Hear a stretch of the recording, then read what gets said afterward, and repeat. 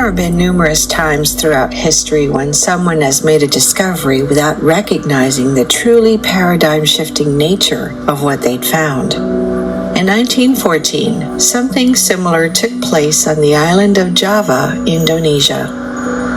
At that time, the country was a colony of the Dutch Empire, and colonists dotted the island on farms cut out of the jungle. Early in the year, one such colonist decided to leave his farm and set out on foot into the surrounding jungle after hearing a story from locals about a lost palace constructed by a mythical king sometime long ago. It did not take long for the colonist to come across something incredible. There, deep in the jungle, he discovered an enormous hill with what appeared to be a series of steps leading to its summit. At the top of these steps, he found a huge collection of heavy rectangular blocks scattered in every direction, long since overgrown with foliage. Could this be the remains of the mythical palace he had come looking for? Returning to his farm, the colonist promptly sent a letter to the government of Holland describing his discovery and requesting a professional expedition to explore the site further. The description appeared in a 1914 edition of the Dutch Report on the Department of Antiquities, causing quite a stir in the colonists' home country. What was this site, many people wondered, and who built it? Furthermore, what was its purpose, and what else might be hidden under the ground? Despite this interest, the Dutch government never did get around to sending an expedition to examine the site further. By 1949, Indonesia had fully gained its independence from Holland, and the site had faded from memory.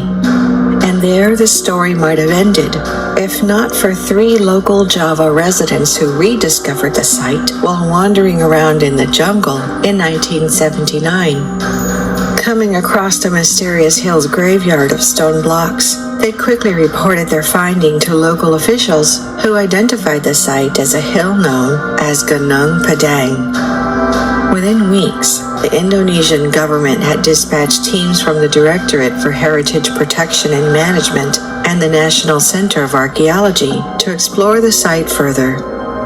In short order, researchers set about mapping the site and documenting its archaeological features. First, there were the stone blocks which the Dutch colonist had come across all those years before, a near endless number of them, most about 5 feet in length and weighing upwards of 550 pounds. Some were much bigger, weighing over 1,300 pounds. Researchers quickly realized that these blocks were not made by humans, but rather naturally forming andesite rock forged by a volcano. This meant that somebody had transported them to the top of this hill, some 300 feet above the valley below. But who and why? As they continued their investigation, researchers discovered that the blocks were not scattered about randomly, but in fact organized into rectangular stone enclosures and rock mounds. Whoever had brought them up there had used the blocks for construction. In fact, it appeared that 5 separate terraces covered the hill over an area of 3,000 square feet, all linked by an ascending staircase of 370 steps. Instead of using radiocarbon dating to determine the age of the site, researchers used simple guesswork, estimating it to have been built somewhere between 2500 to 1500 BCE by measuring the chips on the blocks. Accordingly, they concluded that while the site was certainly interesting, it was nothing earth-shattering, merely the remains of an ancient settlement not unlike so many others found all around the world. And this was how Gunung Padang was remembered until 2011, when everything changed. In his work as a senior geologist at the Indonesian Institute of Sciences, Danny Hilman Natawijaya came across many interesting things, but nothing piqued his interest quite like the hill known as Gunung Padang. It was the peculiar shape of the hill that got to him, the way it stood out from the adjacent landscape. It's not like the surrounding topography, which is very much eroded, he explained. This looks very young. It looked artificial. In 2011, Natawidjaya would get the chance to follow his curiosity when he was chosen to lead a team of geologists from the Institute of Sciences, as well as archaeologists from the University of Indonesia, in a government-sponsored project examining the site. At first, their findings were unremarkable. Initial radiocarbon dating done on soils underneath the stone blocks at the surface produced dates of 1500 to 500 BCE, similar to the original estimate done in 1979. But as the team began to dig deeper, what they found shocked them. Using tubular drills that brought up cores of earth and stone, they quickly obtained evidence of numerous human-made structures buried beneath the surface. More astonishingly, the deeper they went, the older the material they brought up became. Beneath the surface, researchers found 3 distinct layers. While the first was only 2,500 to 3,500 years old, as they had initially determined, the second layer, about 10 feet below the surface, was dated at some 7,500 to 8,300 years old, and the third, nearly 50 feet down, was as much as 28,000 years old. How could this be possible? Even at 7,500 years, this would date the site at 3,000 years before the ancient Sumerians and 4,500 years before the ancient Egyptians. And at 28,000 years old, well, that was something else entirely. Something before the last ice age, many thousands of years before human civilization is said to have existed. Quickly, the team expanded their research, utilizing ground-penetrating radar and seismic tomography to more extensively map what was buried under their feet. Doing so, they discovered that the second layer contained another arrangement of rectangular blocks organized in a matrix structure, while the third layer contained additional rock structures, including what appeared to be large underground cavities and chambers. It seemed that the blocks on the surface were only the start of Gunung Padang's construction. As one geologist on the team put it, what is previously seen as just surface building, it's going down, and it's a huge structure. Natawidjaya and his team reiterated this in a report they released on their findings, declaring, "Our studies prove that the structure does not cover just the top, but also wrap around the slopes, covering about 15 hectares area at least. The structures are not only superficial, but rooted into greater depth." In fact, its exposure clearly shows that the youngest construction is built on top of an older, more sophisticated cultural rock layer. In other words, Gunung Padang was not a hill at all, but rather a sort of terraced pyramid, a series of layers built up over history, one settlement on top of another, thousands or tens of thousands of years into the past. Was this possible? And if so, who was building this type of construction that far in the past, before modern science tells us human civilization even officially began? Could Gunung Padang really contain a record of the oldest civilization ever found, a discovery which would totally rewrite the history books? Natawidjaya believed he had an answer. The geophysical evidence is unambiguous.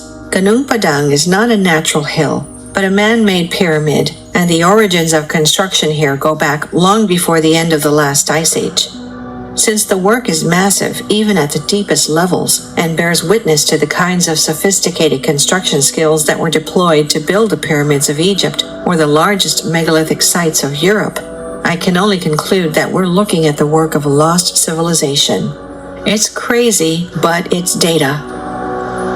With the potential of a world-changing discovery on their soil, the Indonesian government immediately jumped on board, pouring money into the project and lavishing researchers with state-of-the-art equipment, while calling up members of the Indonesian military to help with excavation.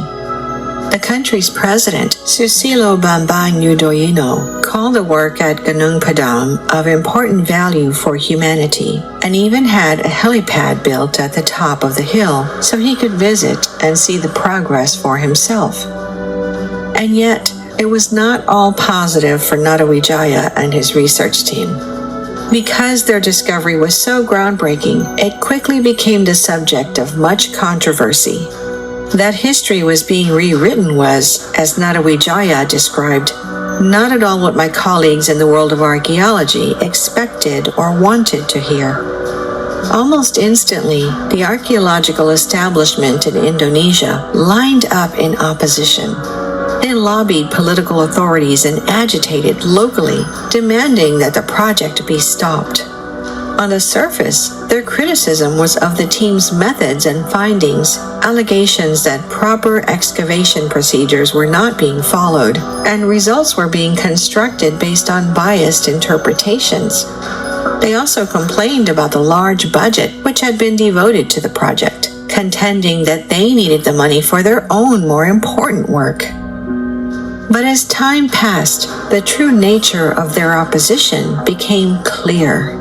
Despite having conducted no research of their own, the archaeological establishment asserted that they knew the remains at Gunung Padang could not be older than 5,000 years, simply because it was illogical to suggest that a civilization existed that far in the past.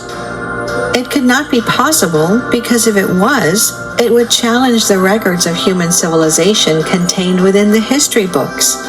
In other words, their true problem was that they were unwilling to adjust their thinking, unable to consider that what they knew about human history might be wrong.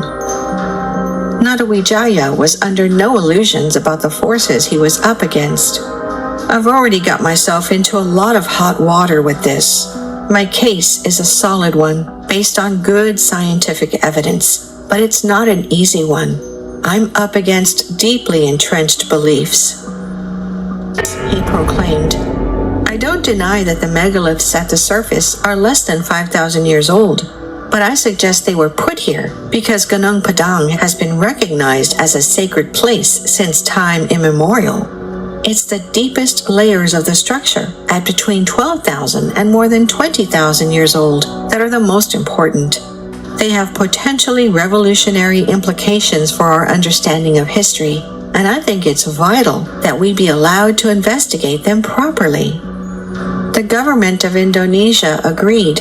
Despite vigorous opposition, research at Gunung Padang continued with government support, and as it did, the discoveries got even more amazing. As the jungle got cleared away to facilitate excavation, researchers uncovered numerous relics all throughout the area. Jewelry and ceramics, tools and household goods, weapons. They even uncovered never-before-seen coins, which they dated to 5200 BCE, an astonishing date since modern science insisted that the world's first coins appeared around 600 BCE. Further, they discovered that the cement mixture used to hold the giant blocks of Gunung Padang together was composed of a combination of clay, silica, and iron. This suggested that iron melting technology had been known about many thousands of years in the past. Impossible, according to mainstream science, since the Iron Age didn't start until 1201 BCE. But there was more than that.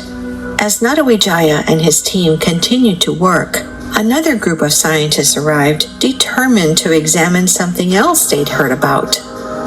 According to local legend, the blocks at Gunung Padang give off a kind of mysterious energy, making it a place where, for as long as anyone could remember, people traveled to meditate. In fact, Gunung Padang in the ancient local language means Mountain of Enlightenment. Was there any truth to this legend? Studying the idea further using modern equipment, researchers found that indeed the blocks emitted a relatively high frequency at levels which, curiously, have correspondence with the standard Western musical scale. We have explored the secrets of frequency and vibration in detail on this channel, from Greek philosopher Pythagoras and his vibrational machine, to the acoustic levitation of Buddhist monks, to Nikola Tesla and his famous words. If you want to know the secrets of the universe, think in terms of energy, frequency, and vibration. The unusual frequencies produced by the blocks at Gunung Padang seem to suggest that its builders knew about these secrets many thousands of years in the past, secrets which still elude us today. Coins before coins, iron before the Iron Age, secrets of frequency and vibration that we still don't understand. It seemed that Gunung Padang was not just proof of an extremely old civilization, but, as Natawijaya put it, proof of an intelligent and extremely advanced civilization. Could it be, as Natawijaya asserted, that everything we've been taught about the origins of civilization may be wrong? The answer to this question never came. At the climax of a discovery set to change our understanding of human history, disaster struck for Natawijaya and his team. In 2014, Susilo Bambang Yudhoyono's second term as president of Indonesia, the maximum allowed under the constitution of the country, came to an end, and Joko Widodo was elected as his replacement. Unlike his predecessor, Widodo sided with the archaeological establishment on the issue of Gunung Padang. On October 1, 2014, research at the site was halted. Natawijaya and his team told to pack up and go home, to forget their work which appeared so crucial, so groundbreaking. To this day, Widodo remains president, and research at Gunung Padang remains shut down. The mystery unsolved, history incomplete. Could an advanced ancient civilization really have existed thousands of years before the ancient Egyptians or Sumerians? Before even the last ice age? And if so, who were they? And what happened to them? Some have an answer. In the middle of the 19th century, a British-American antiquarian named Augustus Le Plongeon burst into public consciousness when he came forward with an unbelievable assertion. Le Plongeon had spent his life researching and documenting ancient Mayan culture on the Yucatan Peninsula. During this time, he claimed, he had become privy to an ancient Mayan holy book known as the Popol Vuh. Upon translation, Le Plongeon declared the book revealed that the people of the Yucatan were in fact descendants of an older civilization from a lost continent, one which thrived many thousands of years in the past, before dramatically sinking into the Atlantic Ocean and being lost forever. According to Le Plongeon, the continent was called Mu. The idea of this lost continent of Mu was picked up on by a man named James Churchward, who wrote a series of books in the 1920s and 30s, telling a story every bit as incredible as that of Le Plongeon. According to Churchward, during his time as a British soldier in colonial India in the late 1800s, he had befriended a high-ranking local priest who showed him a set of ancient tablets written in a lost language which only the priest and 2 other people on earth could understand. After some cajoling, Churchward convinced the priest to teach him the language so that he could read the tablets for himself. When he did, he discovered a story of a lost continent, referred to as simply the place where man first appeared, Mu. According to Churchward, this continent was home to an advanced civilization of some 64 million inhabitants, which thrived between 50,000 and 12,000 years ago, before being struck by a cataclysm and completely obliterated in almost a single night, covered by 50 million square miles of water. Unlike Le Plongeon, Churchward placed Mu in the Pacific Ocean and even described its dimensions as 5,000 miles from the east to west and 3,000 miles from north to south, larger than the continent of South America. More incredibly, Churchward professed that the survivors of Mu's cataclysmic end fled across the world and founded the ancient civilizations of Egypt, Greece, Central America, India, Easter Island, and elsewhere, which he believed explained the similar and recurring stories, symbols, and architecture which appear across cultures who never met. Until, in recent times, new evidence forced opinions to begin to change. Much like the stories of the lost continent of Atlantis, both Le Plongeon and Churchward stories of Mu received derision from mainstream science, which portrayed the continent as a ridiculous myth, untrue and unworthy of discussion for many years. Until, in recent times, new evidence forced opinions to begin to change. In 1986, a diver named Kiichiro Arataki was looking for a good spot to observe hammerhead sharks off the coast of Yonaguni-jima, an island in Japan's southwest corner, some 70 miles from Taiwan, when he suddenly noticed something stunning on the ocean floor beneath him. There, at a depth of over 100 feet, was what appeared to be a massive stone pyramid, well over 100 feet long and nearly as wide. What was this monument? Arataki wondered. Immediately, a team led by Masaki Kimura, a marine geologist from the University of Ryukyu, headed to the site to examine the alleged monument. As they began their research, Kimura and his team quickly noticed what they believed to be numerous structures at the site.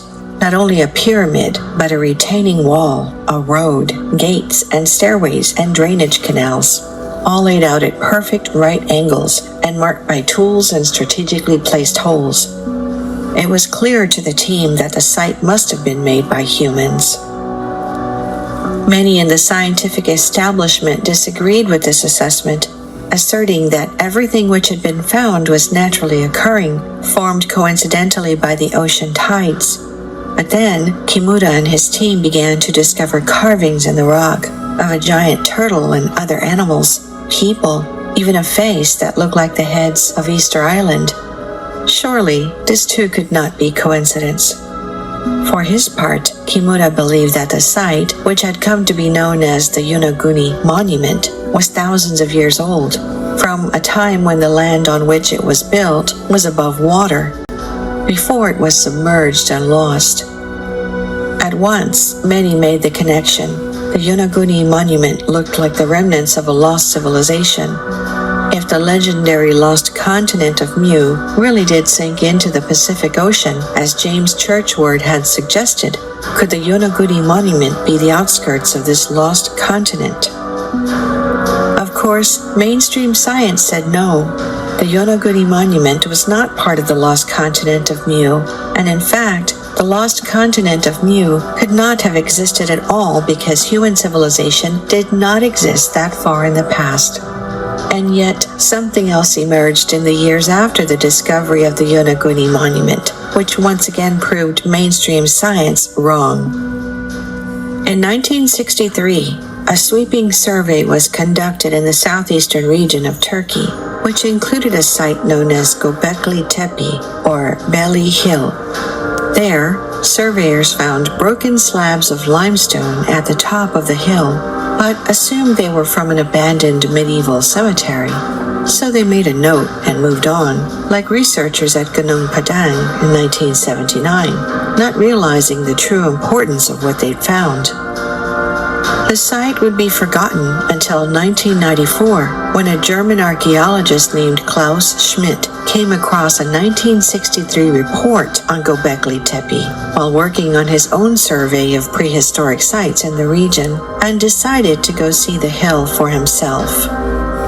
From the first moment he saw the rounded top of Belly Hill rising 50 feet above the surrounding landscape, he knew. Only man could have created something like this, he proclaimed. It was clear right away this was a gigantic Stone Age site. By 1995, Schmidt had begun research at Göbekli Tepe with a team of archaeologists, and almost immediately, what they found shook the foundations of the scientific world. Buried just beneath the surface were a series of megaliths up to 18 feet tall and weighing as much as 50 tons, arranged in circles and covered in carvings of abstract symbols and animals: foxes, lions, bulls, snakes, and insects. More unbelievably, carbon dating put the site as from between 9600 to 8200 BCE, predating Stonehenge by at least 5,000 years. and meaning that Göbekli Tepe contained the world's oldest known megaliths. As research continued through the 90s and 2000s, even more incredible findings were discovered. Using ground-penetrating radar, at least 20 smaller stone circles were identified deep below the Earth, which Schmidt believed would prove to be far older than those already excavated. If true, this would push creation of the site back before the last ice age. Though Schmidt died in 2014, research continued on at Göbekli Tepe, and the revelations did not stop. As researchers dug deeper, they discovered evidence of year-round settlement deep below the ground. Houses, grinding tools for grain, cisterns and channels for collecting rainwater. This meant that Göbekli Tepe was not just a monument, but an ancient human settlement, a civilization older than any on record. To this day, research is ongoing, and many are wondering what might yet be found at the site. As of 2021, only 5% of the site had been excavated. Moreover, many are wondering what else might be found across the region. Already, archaeologists have found at least a dozen similar sites near Göbekli Tepe, seeming to suggest that whoever this ancient civilization was, they were spread throughout the area. But no matter what they find in the future, the point which has already been made is clear. Simply, human civilization goes back beyond the date long proclaimed as the starting point by mainstream science. When they say that the Yonaguni Monument or Gunung Padang cannot be evidence of an ancient lost civilization simply because they know that human civilization did not exist that far back, Göbekli Tepe shows that they actually have no idea how far back human civilization goes. Recognizing this, the question is not so much whether a civilization could have existed deep in the past and built something like Gunung Padang, but rather, if they did exist, who were they? And where did they go? Could they really have been the inhabitants of a lost continent called Mu? One geological fact which is uncontroversial is that Indonesia was not always the collection of islands it is today. 10,000 years or so in the past, when the Earth's sea level was 400 feet lower, Indonesia was a landmass connected to the Asian subcontinent known as Sundaland. Local legend says that Gunung Padang was built by the king of the Sundaland Empire before this empire sank beneath the ocean. Some in modern times suggest that, due to its high elevation, Gunung Padang could have been the high point of this ancient empire until the Earth's ice caps melted at the end of the last ice age and flooded the Earth, turning Indonesia into islands. There is another story told by some of the indigenous peoples of Indonesia, as well as the Philippines. It tells of a great flood which rose up sometime in the distant past and consumed the land, leaving only one human couple alive. This couple climbed a mountain to survive before the gods eventually sent a great fire which burned so brightly it evaporated the flood water from the earth, leaving the couple to repopulate the earth. If the story sounds familiar, that's because it is. From Indonesia to the biblical story of Noah's Ark and beyond, nearly every culture around the world has a story about a great flood. Perhaps this recurring flood story is actually the story of the destruction of the continent of Mu. Today, historians assert that all human civilization began after the last ice age ended. But perhaps this ice age is not the starting point, but the dividing line, the point at which previous advanced human civilization was destroyed by the melting ice caps and lost beneath the ocean waves. Maybe evidence of these civilizations remains hidden somewhere in the ocean to this day, waiting to be found. What is clear at this point is that human civilization is older than previously admitted by mainstream science.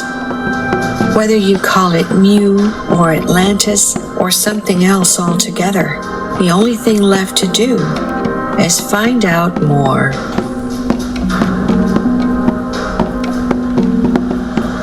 Thank you for watching. If you enjoyed the video, please hit the like button. And if you're new, hit subscribe and the bell next to it for future notifications.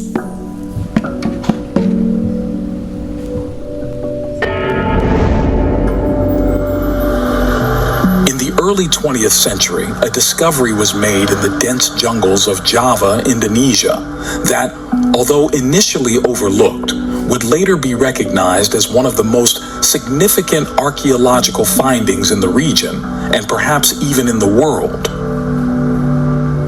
It was made in 1914 when a Dutch farmer, driven by tales of a mythical king and his lost palace shared by the local Indonesians, ventured into the verdant wilderness surrounding his farm. The colonist expedition led him to a hill just 4 hours south of Jakarta, near the village of Karyamukti. To his amazement, deep in the jungle, he discovered an enormous hill with what appeared to be a series of steps leading to its summit. At the top of these steps, he found a huge collection of ruins made of heavy rectangular blocks scattered in every direction, long since overgrown with foliage. It was the ruins of what many believe is the oldest known pyramid of the world, a vast geoengineered structure that had a series of 5 step-like terraces, retaining walls, staircases, and, as later explorations revealed, subterranean chambers. Of course, long before the arrival of the Dutch East India Company and the onset of colonialism and exploitation in West Java, the local inhabitants were well aware of the site and its man-made terraces. They revered the site as Gunung Padang, meaning the Mountain of Enlightenment, and it continues to be a place where locals perform mystical ceremonies near an ancient spring at the base of the site. Sitting at an altitude of roughly 885 meters or 300 feet, the site is nestled on top of a volcanic hill surrounded by lush forests.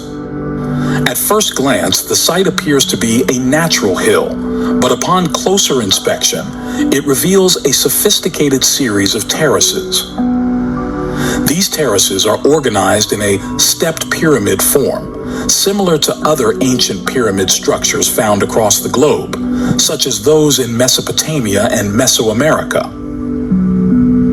The 5-tiered design consists of rectangular terraces constructed from thousands of large basalt columns and blocks.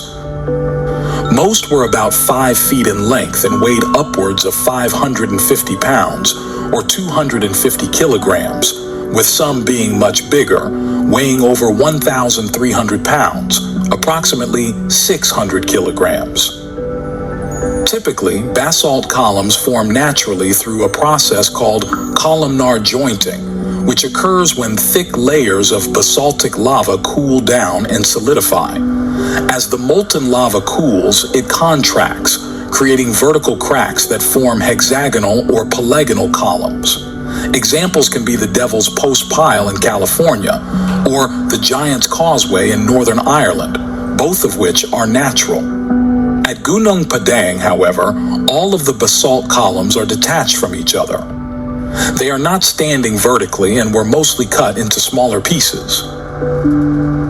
This meant that somebody had transported them to the top of this hill, some 300 feet above the valley below. But who and why?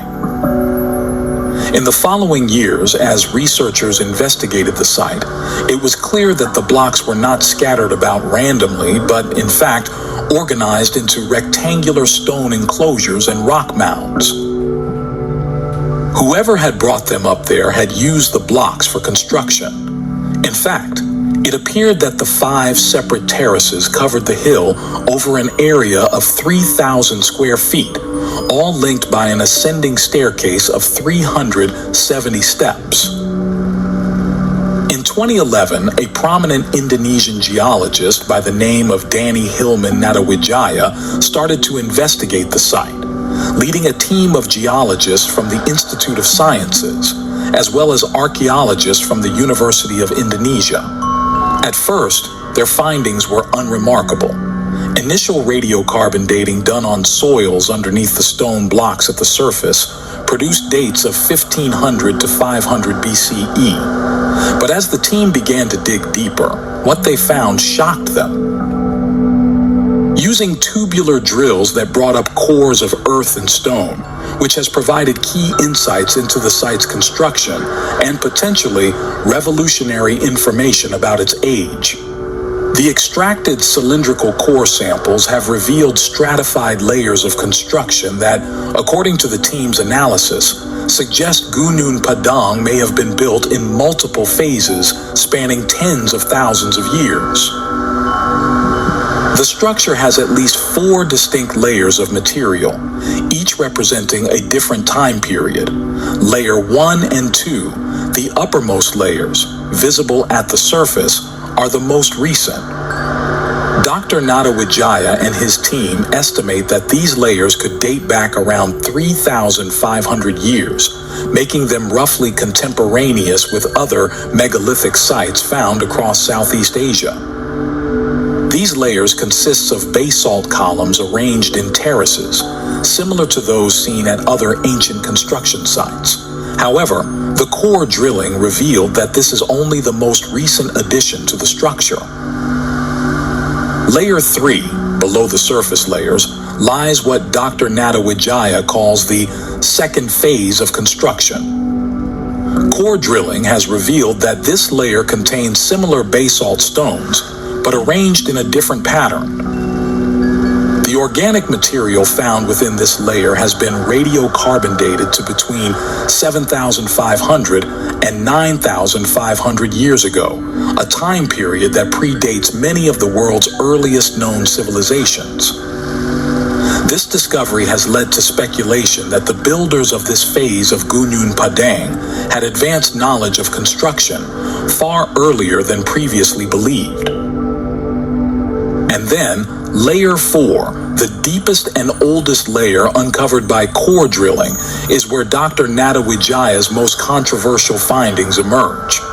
According to his team, this layer dates back as far as 24,000 years, based on radiocarbon dating of organic material and the seismic surveys indicating human intervention at this depth. This layer is composed of even larger basalt blocks, and shows evidence of construction techniques that are not fully understood. How could this be possible? Even at 7,500 years, this would date Gunung Padang at 3,000 years before the ancient Sumerians and 4,500 years before the ancient Egyptians. And at 24,000 years old, well, that would classify the builders as a completely unknown prehistoric civilization.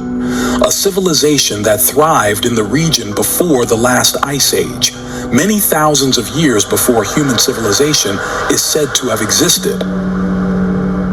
Dr. Hilman Nadawijaya was featured in the Netflix series Ancient Apocalypse, hosted by the British author and researcher Graham Hancock, who advocates the belief that an advanced culture, predating what is commonly recognized as the dawn of human civilization, was destroyed in a global catastrophe, possibly by a comet impact or a rapid rise in sea levels at the end of the last ice age. Hancock believes that this lost civilization left behind monumental structures like Gunung Padang that have been misdated by modern archaeologists. There, Dr. Nadawijaya noted the retaining walls of Gunung Padang, stating that the basalt blocks were cut and stacked with remarkable precision. Intriguingly, the construction utilized an ancient form of mortar that connected the blocks on the retaining walls, which analysis suggests was a sophisticated blend of organic materials. This compound not only enhanced the durability of the structures, but also suggested a complex understanding of construction techniques by the ancient builders. The presence of this mortar, resistant to environmental wear and degradation, further underscores the advanced engineering skills that were in play at Gunung Padang. Moreover, all retaining walls on the site are precisely inclined at 30 degrees. The ancient apocalypse episode made a digital reconstruction of what the site looked like, featuring a stairway at the north side, climbing more than 300 feet until it reaches the first of the 5 terraces, over an area about 490 feet long by 130 feet wide, with the entire hill ringed by retaining walls of columnar basalt.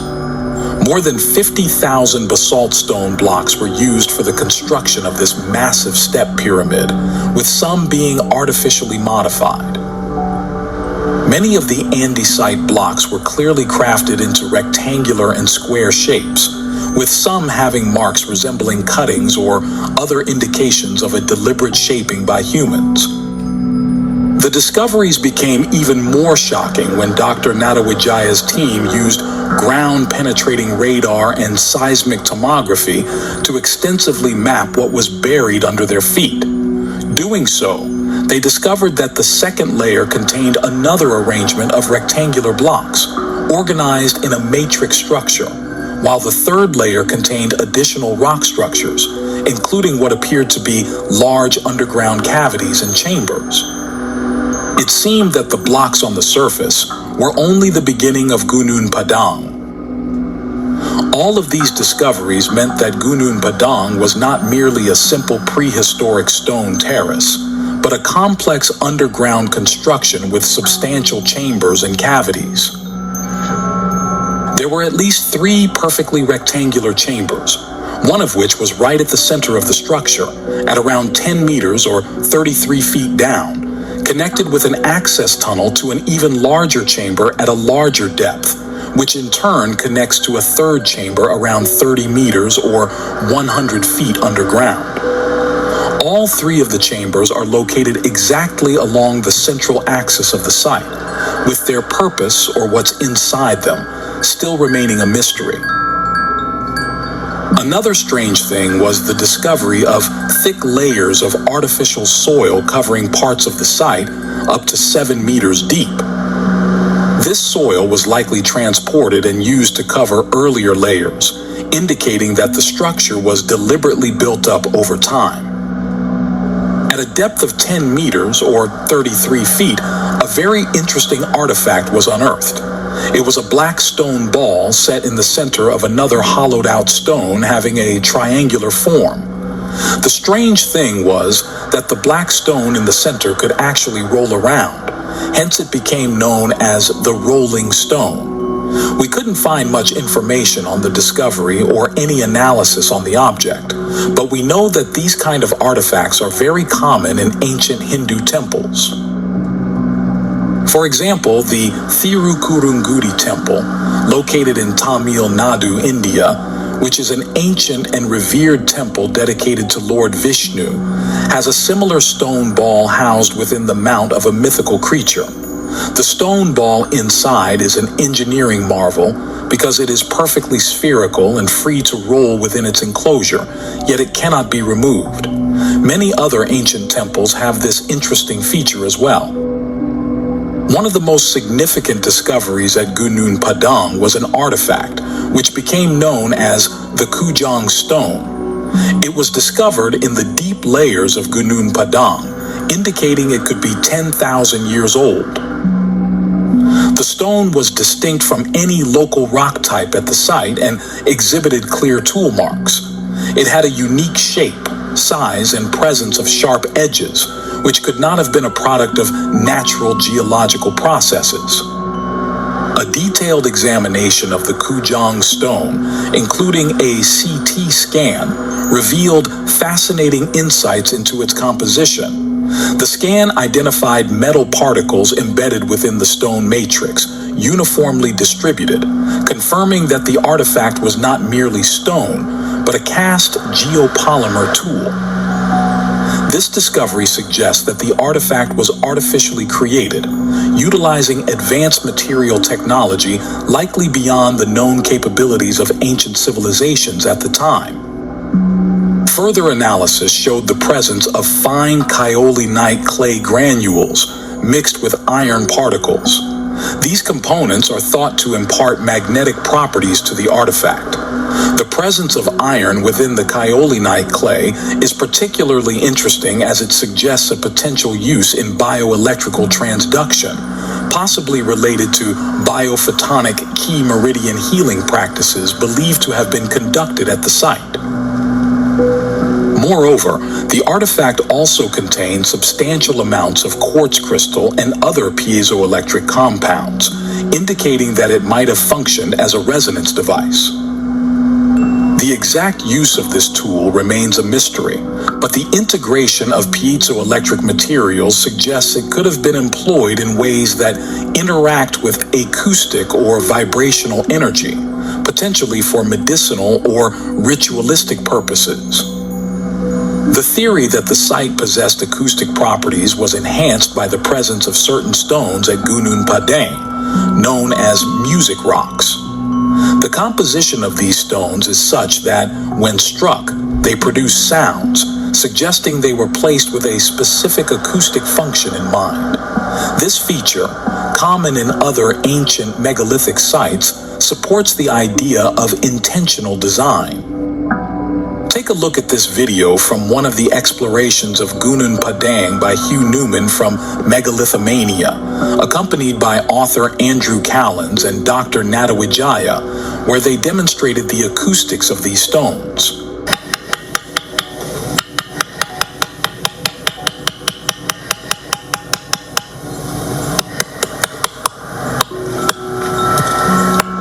More interestingly, in their videos, they showed that in certain areas on the site, the compass is acting strange, deviating from its typical behavior, which suggests the presence of unusual magnetic anomalies.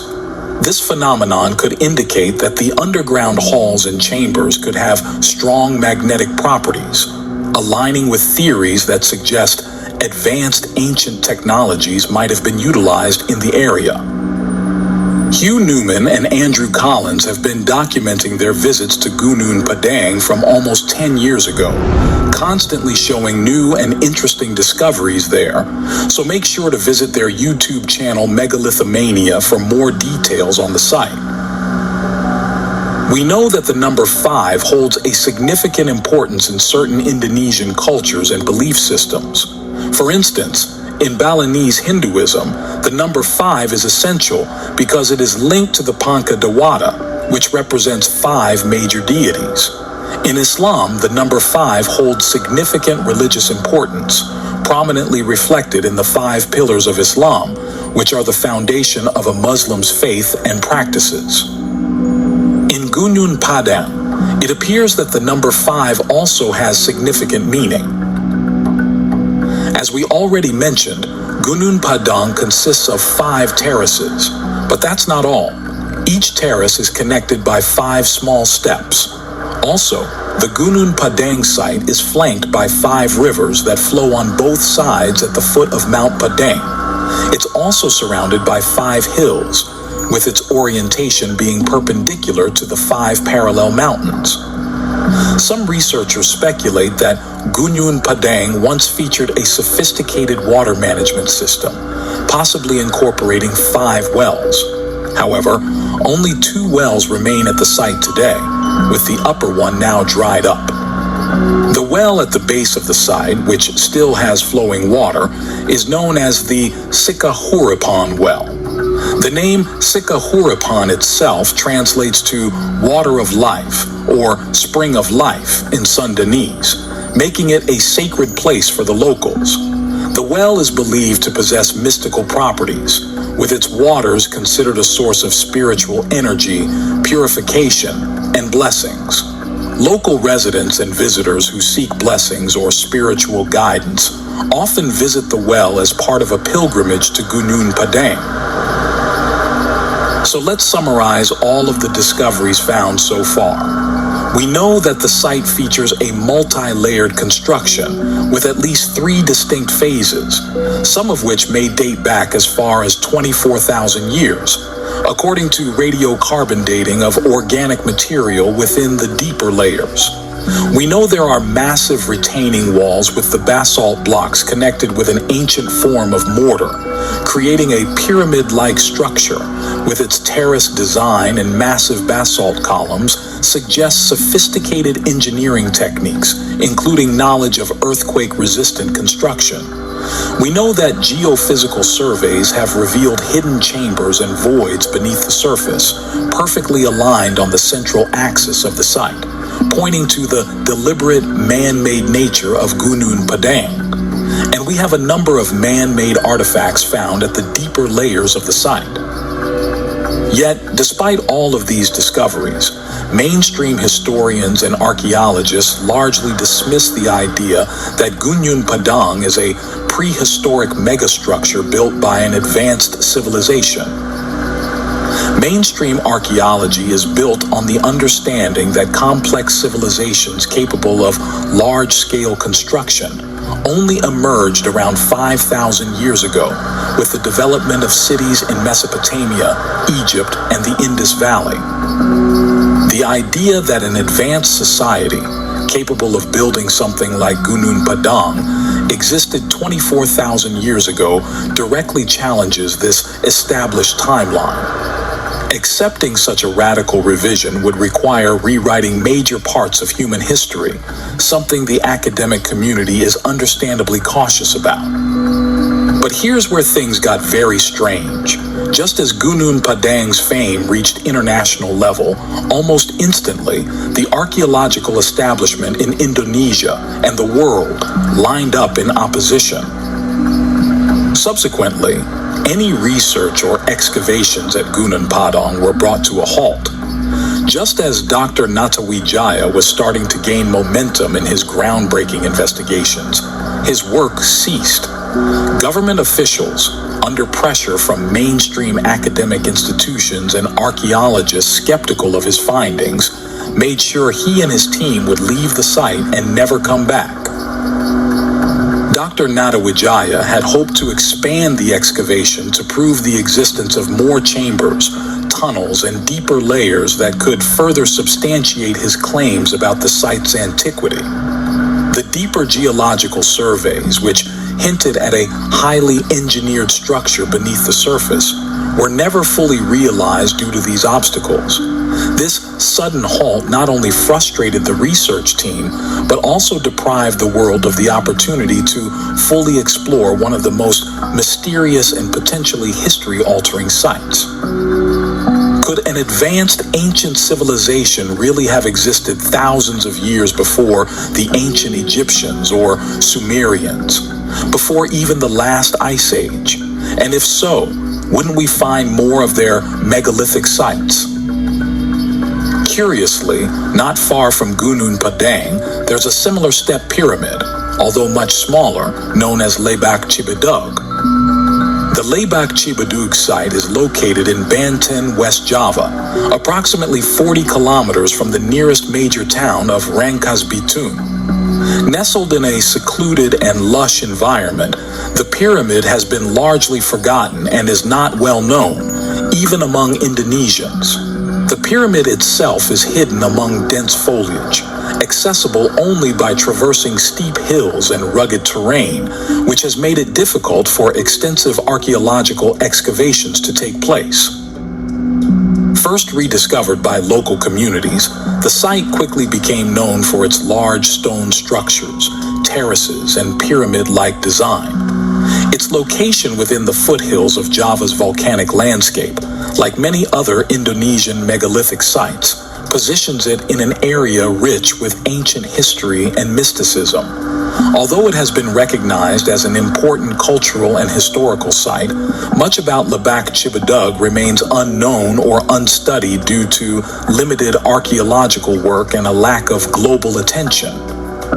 At the heart of the site lies a stepped pyramid that resembles other ancient pyramid structures around the world, particularly the ziggurats of Mesopotamia or the stepped pyramids of Mesoamerica.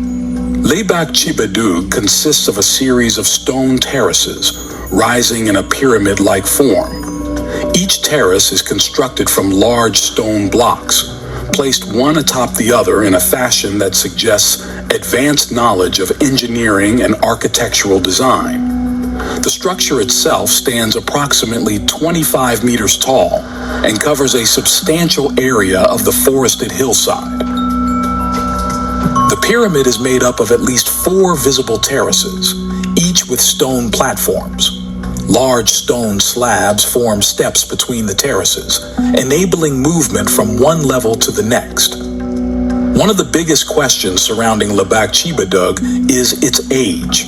Like Gunung Padang, the site has been the subject of controversy regarding how old it truly is and who built it.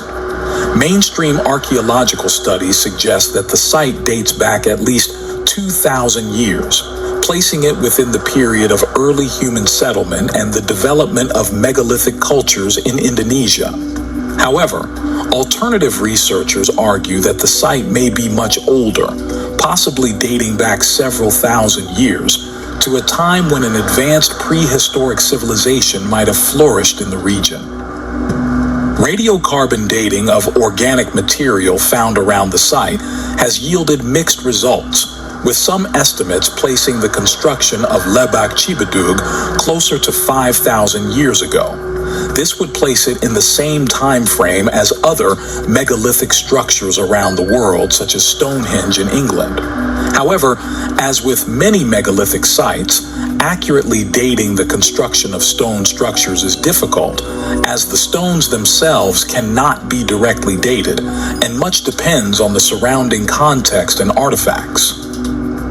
Is it possible that the Lebak Chibadug pyramid was built by the same unknown prehistoric civilization that built Gunung Padang? Another interesting site is the Candi Sukuh pyramid, a relatively obscure yet fascinating megalithic structure located on the slopes of Mount Lawu in central Java. Candi Sukuh, just like Gunung Padang and Lebak Chibadug, is also situated on a volcano, precisely the western slopes of Mount Lawu. The pyramid lies at an elevation of approximately 1,400 meters above sea level, surrounded by dense forests and steep mountain terrain. This remote and elevated location adds to the site's mystique and contributes to the difficulty of accessing and studying the structure in detail. The site was rediscovered relatively recently compared to other ancient monuments in Java, and has since attracted the attention of researchers and enthusiasts interested in Indonesia's megalithic heritage. Candi Sukuh roughly translates to monkey temple in Javanese, a name that likely references local folklore or legends tied to the site. However, little is known about its original purpose or the civilization that built it, as formal excavations and research are still limited. The most striking feature of Candi Sukuh is its pyramid-like structure, which is highly unusual for Javanese temple architecture.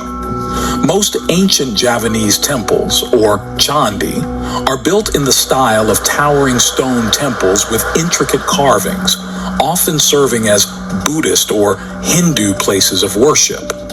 However, Candi Sukuh differs significantly in both form and construction, resembling more of a stepped pyramid than a traditional Javanese temple.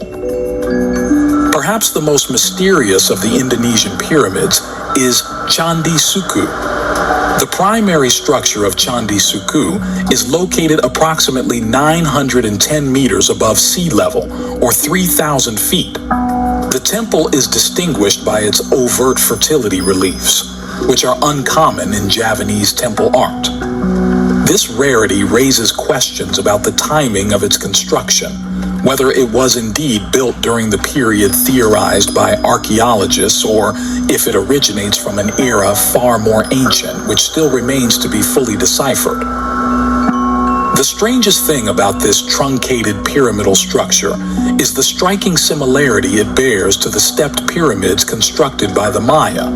Just compare the Indonesian Candi Sukuh temple with the Coven temple in Honduras, built by the Mayan Empire. Is the similarity pure coincidence? If we compare the structure to the square-based pyramid of Chichen Itza in Mexico, which is also the work of the Mayans, we once again see remarkable similarity. It is as if these structures are all built by the same culture. But it's not just the architecture. Take a look at this relief carving on the Indonesian Candi Sukuh temple. Now compare it to this relief carving at the Gate of the Sun in Bolivia. The similarities are even more striking at the Candi Sukuh temple. This motif is actually known as the God Self icon, and strangely, it can be found all across the world in Europe, Africa, Asia, and the Americas. The Spanish author and researcher Richard Casaro has highlighted this motif, along with many other resemblances across ancient civilizations that didn't have any contact with each other. On his website, richardcasaro.com, he presented an article titled "Suppressed by Scholars: Twin Ancient Cultures on Opposite Sides of the Pacific." There, Casaro presents a provocative argument that two ancient civilizations, the Mayans and the Balinese, though separated by the Pacific Ocean, share strikingly similar architectural, iconographic, and religious traits, suggesting a common origin. He suggests these similarities indicate both cultures may have inherited knowledge from a now lost Golden Age civilization, theorizing that all ancient cultures originated from one earlier, highly advanced civilization. In the article, Richard Casaro presents not one or two, but 12 striking similarities between the ancient Mayan and Balinese civilizations, suggesting a profound and mysterious connection across these geographically distant cultures. He details how both built stepped pyramids with temples on top, highlighting structures like Bali's Mother Temple of Bezaki and the Mayan High Priest Temple. Casaro notes that both civilizations feature twin serpent or dragon balustrades running down significant stairways. Additionally, each culture utilized sacred corbel arch architecture, a building technique involving overlapping stones that converge toward the arch's center. Importantly, both cultures adorned their temple entrances with statues of formidable deities, serving as guardians, which are remarkably similar. He further observes that both the Mayans and Balinese placed grotesque or fearsome faces above doorways to ward off evil spirits.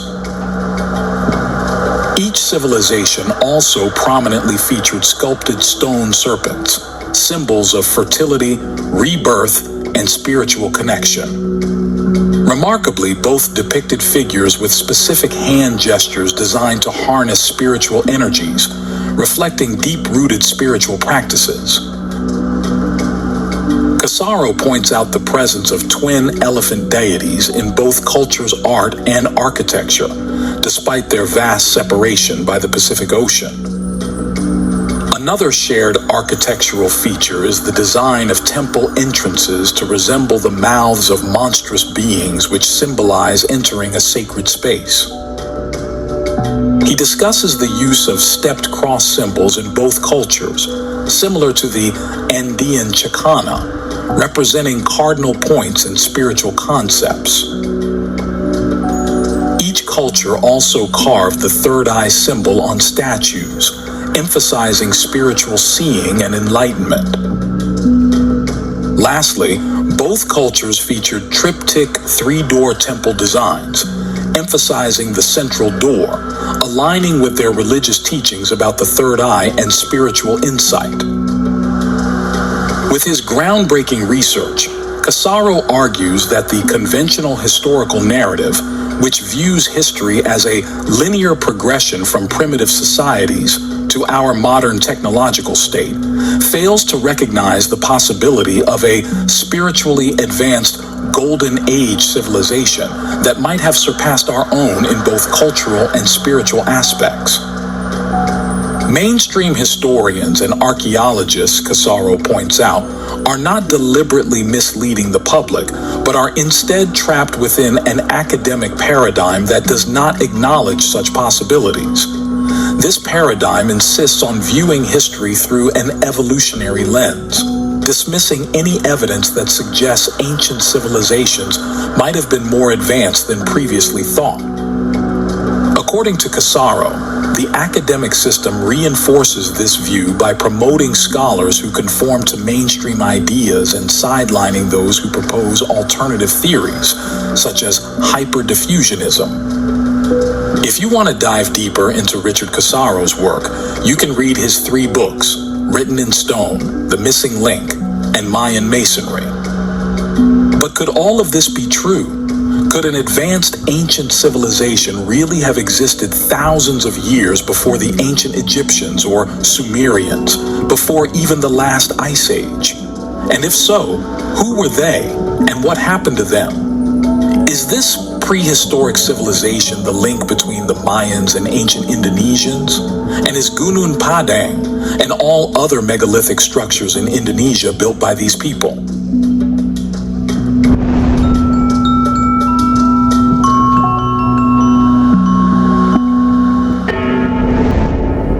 Greetings, Collective Coven. This is Trey, aka Taboo Tarot Reader, author of Astrology for Divination and Archaeo-Astrology. In this book-umentary, we'll be exploring the mystery of Candi Sukuh, the College of the Cosmos. Candi Sukuh is a megalithic trapezoidal temple which highly resembles other megalithic sites such as Mexican step pyramids and Egyptian step pyramids. I've had the great personal privilege to visit Candi Sukuh myself, and Indonesia is a magical place with many smoking gun ancient megalithic sites, statues that were made famous in Graham Hancock's Ancient Apocalypse series on Netflix. Check it out. My main walkaway message regarding the College of the Cosmos is that there is smoking gun evidence for cultural diffusionism and deep antiquity at Candi Sukuh. There are clear depictions of different civilizations that we would recognize as the Egyptians, the Maya, the Syrians, the Chinese. In addition, there's depictions of humans with elongated skulls all over Candi Sukuh, which highly resemble depictions of elongated skulls in ancient Egypt, ancient Peru, and all over the ancient world. So who truly built this pyramid? My main bones to pick with patriarchal academia regarding this site is 1, their denial of the site's advanced astronomical wisdom, and 2, how they interpret all the astrological symbolism literally.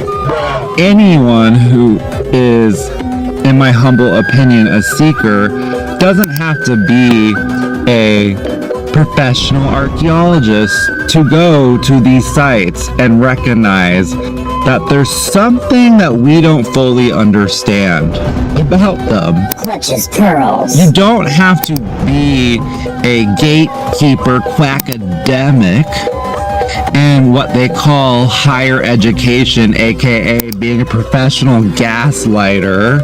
Clutches pearls. To know that when you go to these sites yourself, when you have that privilege to visit them and perhaps really spend some time there exploring, that most of what we think we know is through a distorted framework of settler colonial white supremacy, which is politically motivated to deny what we can see with our own eyes, deny the obvious connections. Now, the traditional chronology, always with anomalous artifacts and anomalous evidence, it will, through a process of what Michael Cremo, author of Forbidden Archaeology, calls a knowledge filter, a type of censorship, frankly, which will either outright hide, suppress evidence that disrupts the traditional chronology, or it relies on outdated dating tests such as radioactive carbon-14, notoriously easily contaminated and therefore unreliable, and we know always makes things look younger than what they truly are. Therefore, the traditional chronology is built on a house of sand of old, decrepit, dead white men's assumptions and internalized biases. Then what do we have? We have nothing. Approach these dates with discernment. Just take a brief look at this beautiful sculpture at Candi Sukuh to have a little think about the level of mastery of stone craftsmanship, art, architecture, proportion, mathematics. Just meditate on how truly sophisticated this cosmic egg sculpture is, for there is so much deep astrological and astronomical symbolism all over the site, and if you don't have that framework, you're perhaps not going to understand what you're looking at. And this cosmic egg is a dual symbol of ellipses, or the ecliptic orbit of our Earth, biological procreation, and its advanced matriarchal wisdom, speaking of biology and cosmology, and is likely from past Satya Yuga cycles. It's likely very, very, very, very ancient site that is not going to be from, in my humble opinion, even the Kali Yuga. It's important to remember the neighboring sites to understand the holistic, bigger picture of interconnections, and also to keep in mind what was the original state of these sites prior to colonization and destruction. For you can see here, there was an original Shiva Lingam phallus sculpture with a chronogram, or a date of 1440 AD, said to be originally on top of the step pyramid at Candi Sukuh. This is what has been used to primarily date the site. However, the sacred geometry of these pyramidal structures themselves speaks to a different level of sophistication that the crude inscription seemingly does not match. We must always keep in mind with these ancient sites the layers of cultural renovations, that these sites were being renovated most likely over thousands and thousands of years by various different cultures. There's layers to these sites. There are inherent technological paradoxes always at these sites. In my humble opinion, it's always a general pattern that crude inscriptions on mind-blowing megalithic sites were not written or carved by the original master builders. Having myself personally visited Candi Sukuh, Candi Seto, Panataran, the more famous Gunung Padang, and unknown pyramid sites in Java as well, in my humble opinion, the ancient Sunda Strait is a smoking gun for a long-lost matriarchal civilization. Let's dive deeper into the Archaeo-Astronomy of Candi Sukuh, referencing a paper in this journal, The Growth and Development of Astronomy and Astrophysics in India and the Asia-Pacific region, from 2016.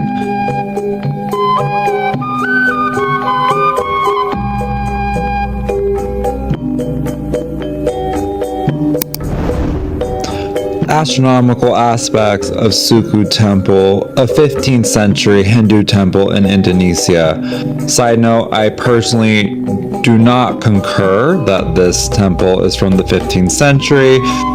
It's okay to cite and share sources even if you do not resonate 100% with the information being presented. Now let's dive deep. Abstract by A.K. Rodia and T. Hidayat. Sukuh Temple is a Hindu temple located in Karanganyar, Central Java, Indonesia, and was built in the 15th century CE during the Majapahit Kingdom, but after the fall of the Majapahit, when the influence of Hinduism had started to weaken and the Islamic Kingdom of Demak had begun to rise. This west-facing temple has 3 gates. In the first gate, there is a relief of a linga and yoni, aka phallus and vagina, as a symbol of fertility.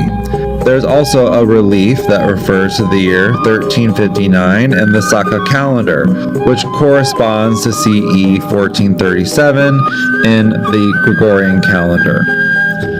The second gate has a relief that refers to the year of 1378 Saka, aka 1456 CE. Beyond the third gate was the main building, which was shaped like a truncated pyramid. It is possible that the buildings at Sukuh Temple were aligned with the sun, as declination measurements of celestial objects above the temple indicate this. Now, dearly beloved, I'll let you finish reading the introduction at your own pace and leisure. Quick mindful reminder: always be discerning with dates, especially in the context of current geopolitics. These are clearly Hindu, Indian scientists. And Indonesia is a predominantly Muslim country, so given Hindu Vata's systemic Islamophobia and rabid Hindu nationalism, let's be very discerning of the date being proposed here. Of course, the Vedic civilization played an important role here. However, that civilization was not the only contributor, and this time period perhaps was a period of renovation. The patriarchal ego finds it very difficult to understand this concept that multiple cultures across multiple timelines have contributed to ancient sites. Colonizers have a horrible habit of attributing ancient sacred sites to only one culture which serves their political interests. And we must always question the political motivations behind attachments, defensiveness, deflection, and downright denial surrounding the chronology of these sites. Everything is political, especially archaeoastronomy of ancient sites that likely were developed by Black and Indigenous people of color of the global South. Differences in technological advancement when comparing the crude inscriptions with the megalithic structure itself imply different eras of construction. In archaeology, older is deeper, and at these megalithic sites, the larger stones are always at the bottom layers, implying to us that the foundations are much older than the structures on top of them.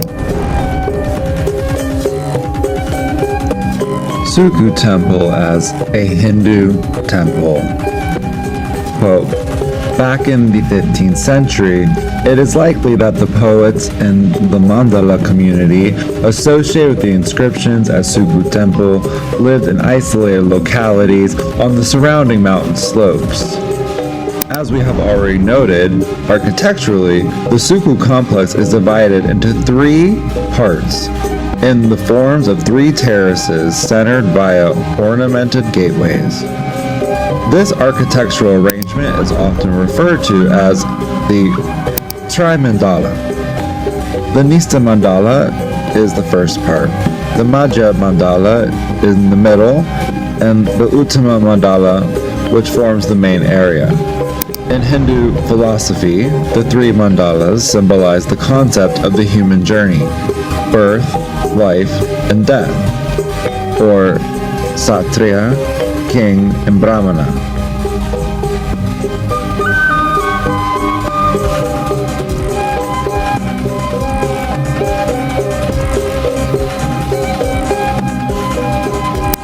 The orientation of Sukuh Temple.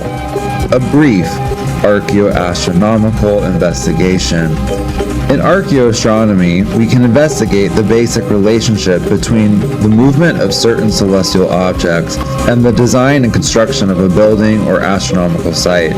Thus, we consider a system of celestial coordinates, the correct positions of selected celestial bodies at particular times, and the movement of these celestial bodies with the passage of time.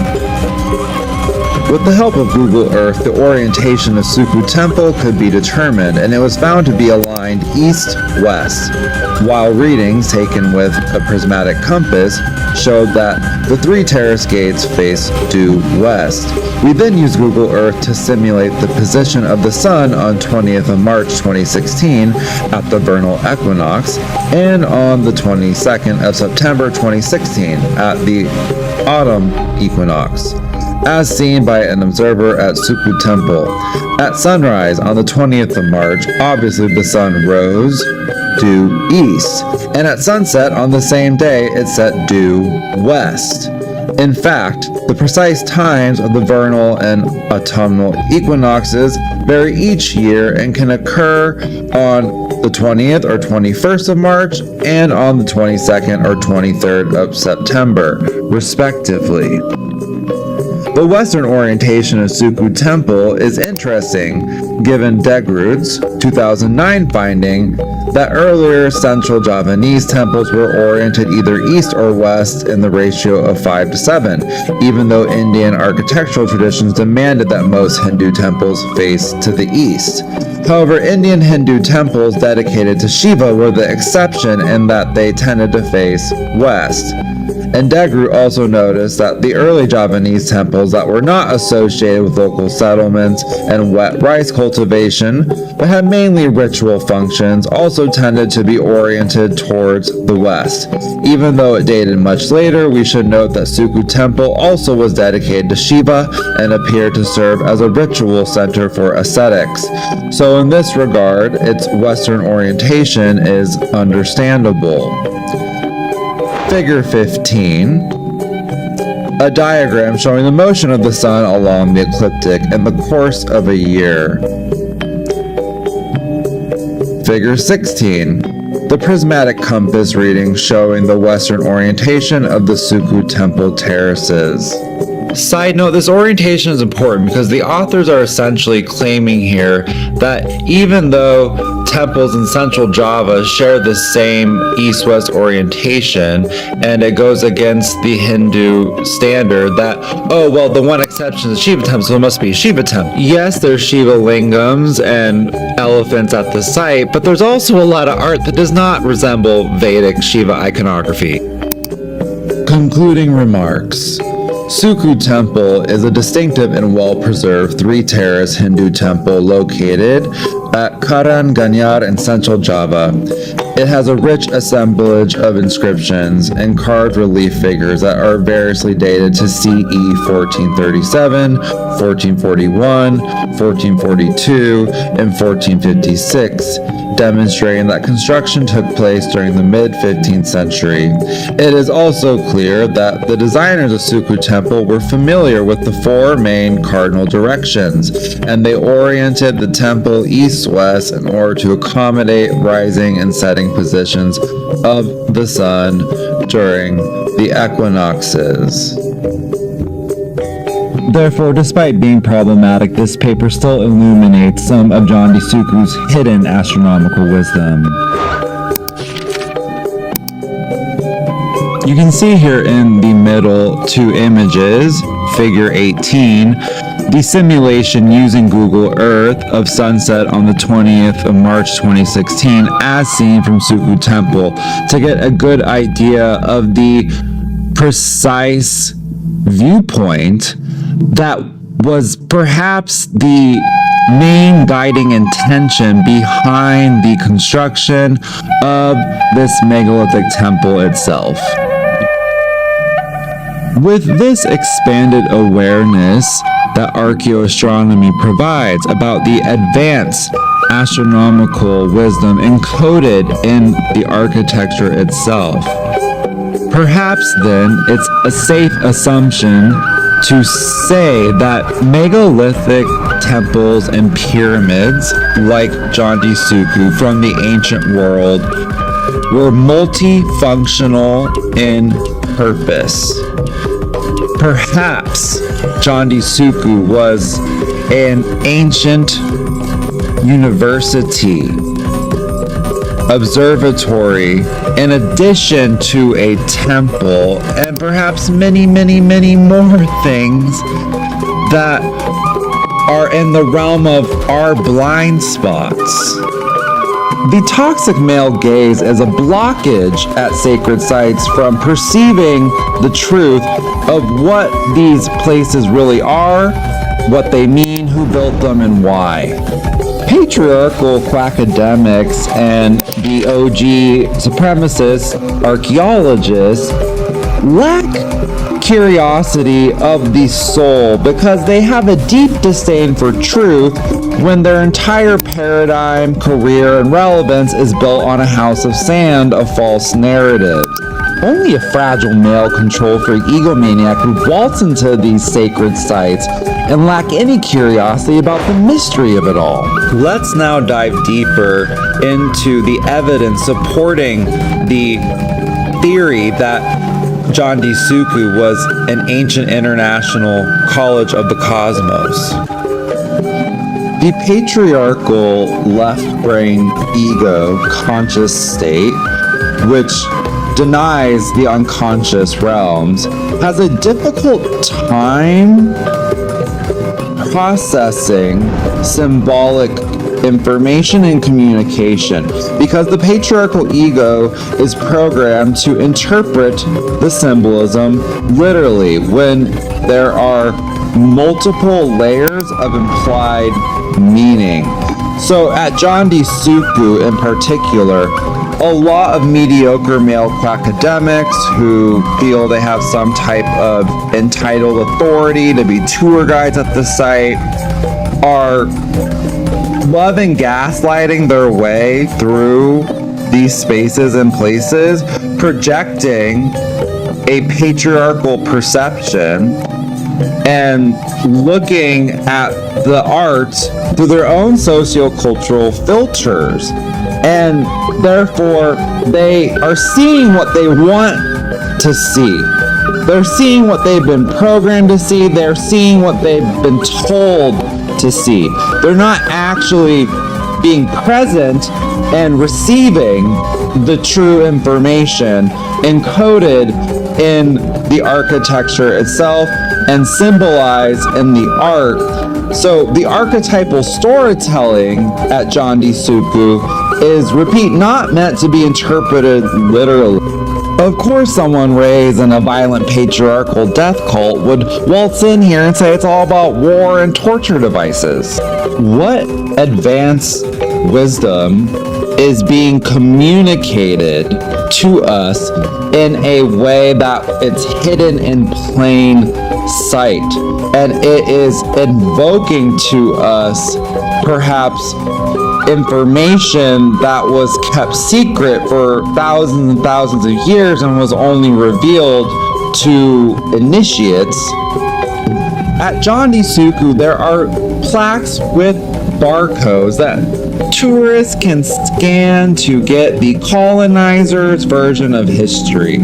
If you're the type of person who goes to these ancient sites and you believe the patriarchal gaslight, if you believe the colonizers' version of history, if you believe what their propaganda plaques say, then you're already lost because you're not tuning into your intuition as you take your selfies, consciously blocking out the subtle energy phenomenon and the magic of these places. Like Candi Sukuh, whose art, in my humble opinion, symbolically alludes to cultural diffusionism and deep antiquity, humans with elongated skulls, therianthropes or cosmic entities, subtle energy technology utilizing crystals, kundalini energy, matriarchal archetypal storytelling, and finally, advanced astronomy and astrology.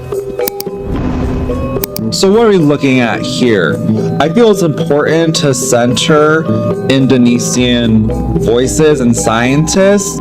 This paper, titled The Mystery of Candi Sukuh and Candi Penataran, implied to us the importance of remembering the other sites' connections to Candi Sukuh when interpreting all of what this means.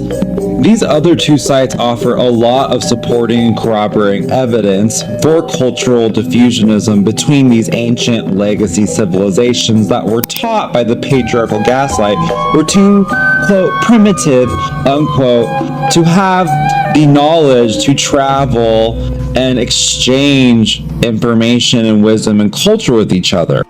Often, you find that Black and Indigenous scientists of color are shut out of white scientific spaces, and science is not immune from racism. Science certainly has never been an objective group of humans. Science has a ruse of objectivity, and its shadow is white supremacy stemming from settler colonial narratives. So this body of work is very, very, very disruptive to that paradigm. And people, even in the New Age, New Cage media circles, they're desperate to have what we call Atlantis and Lemuria be in the sphere of Eurocentrism. And the fact that Indonesia fits all of Plato's points in the story about Atlantis often goes ignored.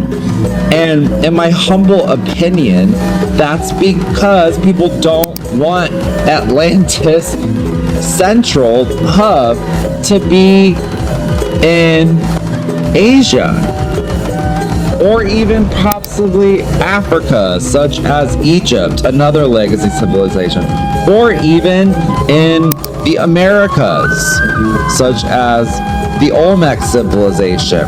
People who call themselves objective scientists are fundamentally committed to a lie that civilization was started by the Greeks. Candi Sukuh shows a convergence of all these legacy civilizations. They are represented at the site. So I'll let you look at the images yourself to make up your own mind and let the images speak for themselves to you.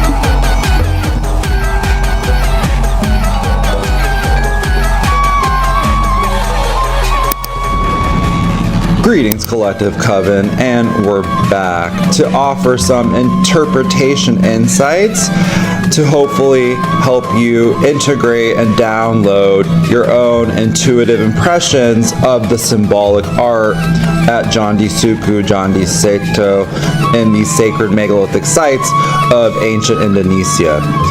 So in my humble opinion, a lot of people get misguided and misdirected at ancient megalithic sites because we walk into these places with a very low level of awareness and reverence for their sacredness and antiquity. That these are sacred spaces and places. And therefore, when you enter that sacred space, and you have no framework to understand that where you are in that moment is perhaps of deep antiquity, is a very, very ancient structure, then you're not going to have the conscious capacity to tune in and feel what that sacredness means on the subtle energetic level.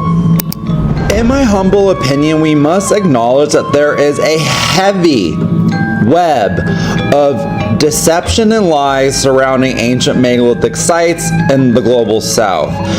We have systemically been lied to by educational institutions of the global north. Clutch his pearls. Until you can consciously confront that cold, harsh Saturn truth bomb, then you're not going to be able to integrate the hidden shadow power dynamics that are always behind megalithic ancient sites. And those shadow power dynamics relate to protecting the settler colonial chronology at all cost. Deny the site's true antiquity and likely high-level technology. And 3, the current oppression of Black and Indigenous people of color whose ancestors likely built these megalithic sites. Clutch his pearls. Perhaps these ancient megalithic sites, like Candi Sukuh, are remnants of a long-lost matriarchal civilization. Perhaps the third-party hypothesis, maritime mother culture. Patriarchal frameworks are not going to, in any way, shape, or form, have the cognitive capacity, emotional maturity, nor spiritual development to understand artifacts, relics, and legacies that a matriarchal civilization left behind. Period. Therefore, with that fact being established, ignorance allied with power is the enemy of truth. And in the words of Dr. Carmen Boulter, the greatest root flaw of patriarchy is that truth is an option, and patriarchy is devoted to erasing any evidence other than its own existence in archaeology. And if it can't destroy the evidence, then it will resort to deception tactics, Darvo narcissism tactics, aka deny, attack, reverse, victim, and offender, and or outright ad hominem attacks against any brave, curious soul who is open to following where the scientific evidence takes them versus being attached to internalized supremacy ideologies.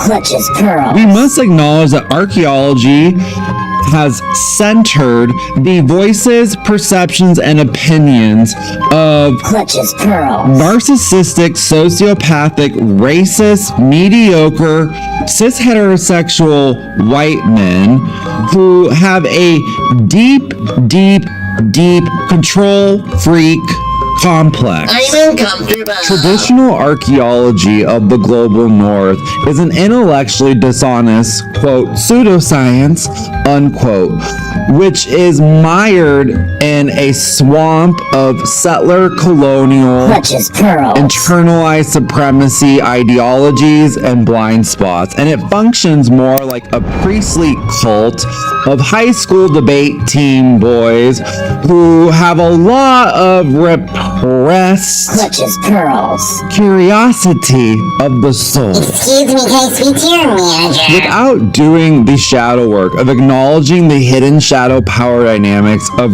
racism, sexism, ableism, all the isms, really, you are going to waltz into sacred sites completely oblivious to the sacred energies present there. Clutches pearls. That is opening up a funky portal of juju energy when basic biddies who have been severed from discernment, bless their hearts, are frolicking around sacred sites, woefully ignorant of where they are and how sacrilegious they are behaving, completely unconscious and unaware of the energetics of the site.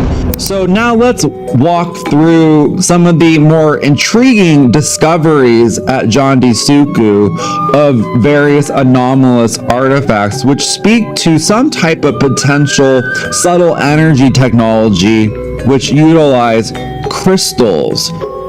Piezoelectric crystals such as quartz are the foundation of all modern computing technology, through which I am imparting this information to you, dearly beloved. Ergo, we are accustomed to viewing crystals in ancient artifacts as mere decorative elements in what we perceive or assume is art, but perhaps there is a technological aspect as well. All my deep divers out in the collective Coven may be familiar with the Sleeping Prophet Edgar Cayce's work about the supposed crystal technology of the lost ancient mother culture civilization, which we know today as the myths of Atlantis and Lemuria. Therefore, I propose the question, are these crystal Shiva Lingam artifacts just pretty dildos? Or is there something about their function in their original cultural context that we don't understand because it's in the realm of our unconscious blind spots? Let me slide in with a personal anecdote.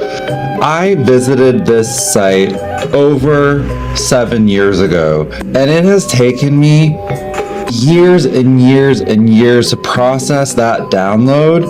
And this is why I always highly recommend that you do post-site visit research, because that process is what allows the unconscious information to become conscious.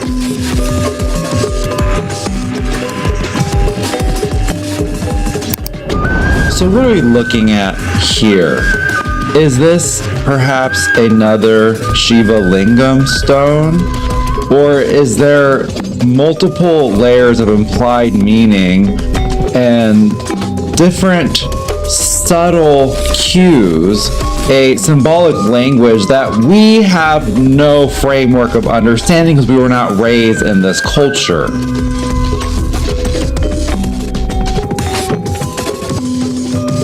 Perhaps this symbolism is a Shiva Lingam crystal stone.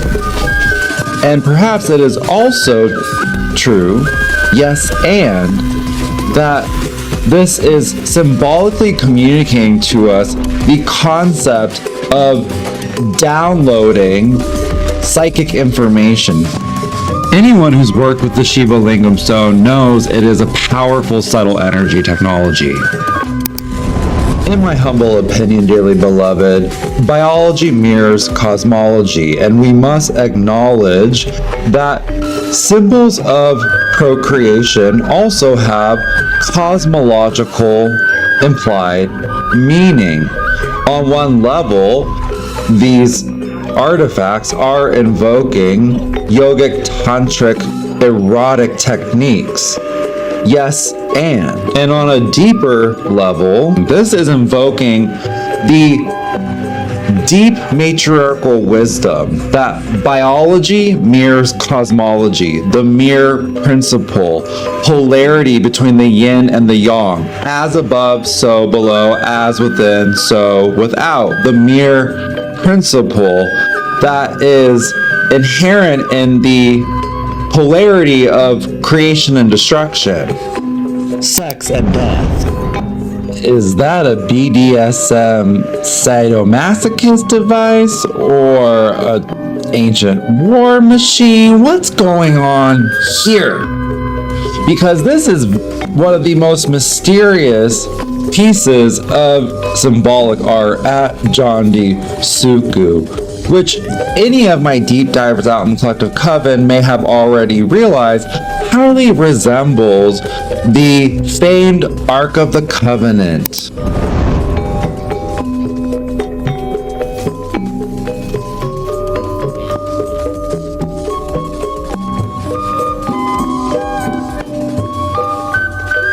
This, I'll just let you be the judge of for yourself.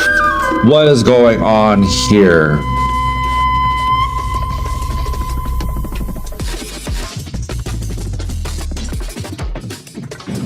Was Candi Sukuh guarding lost ancient high technology that was only available to the ascetics and initiates of this perhaps matriarchal lineage wisdom system?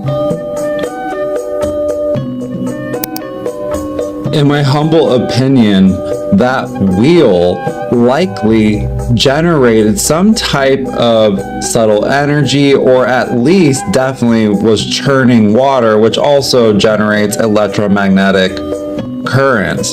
So this is something that we must acknowledge at these temples as well. When they were functional in their original cultural context, there was generally always running water at the sites, which enhanced the energetics.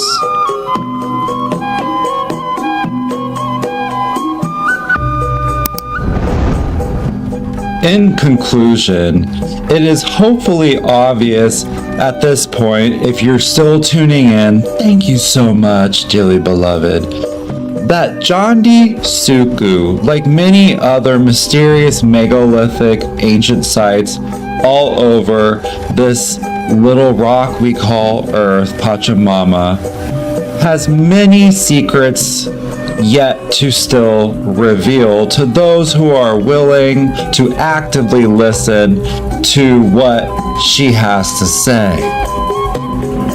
So with that being prefaced, I speak truth to power and acknowledge that the original master builders of this site most likely were the ancestors of the most marginalized in Indonesia, which are the indigenous people of West Papua and Papua New Guinea, people who are black. Patriarchy, settler colonialism, and racism, unfortunately, are a global virus, a global spiritual psychosis, a global distortion of the psyche, and colonization is a cycle of violence. The first wave of colonization was Islamic. Then, Indonesia was violently colonized by the Dutch, one of the most brutal settler colonial European empires.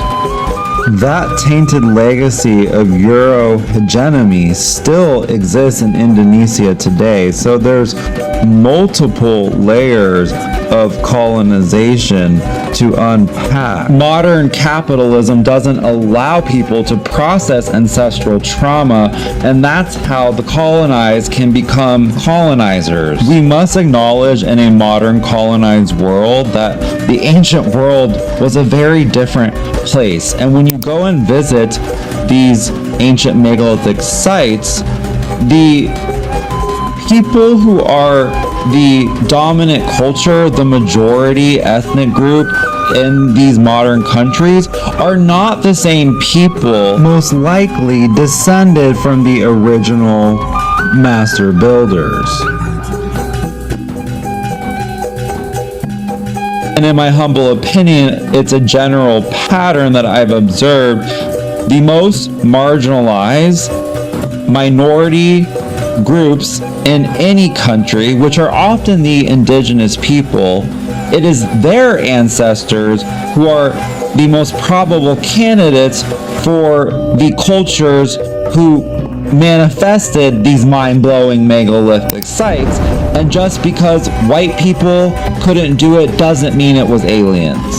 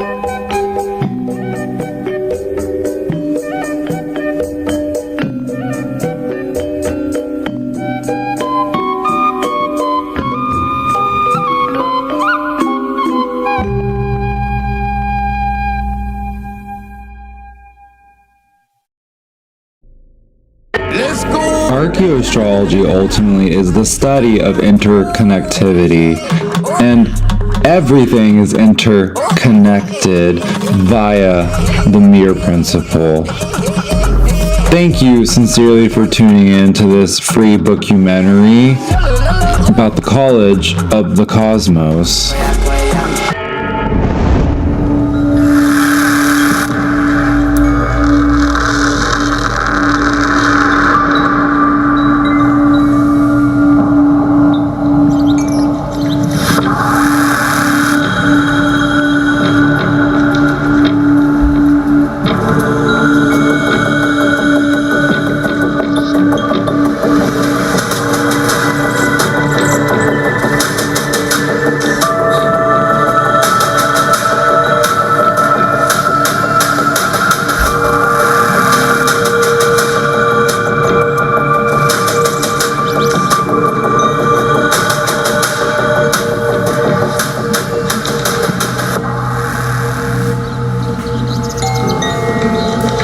Bada Valley, located in the Lor Lindu National Park in central Sulawesi, Indonesia, is home to a mysterious collection of hundreds of cylindrical stone jars and numerous humanoid-looking statues whose origin and purpose cannot be explained.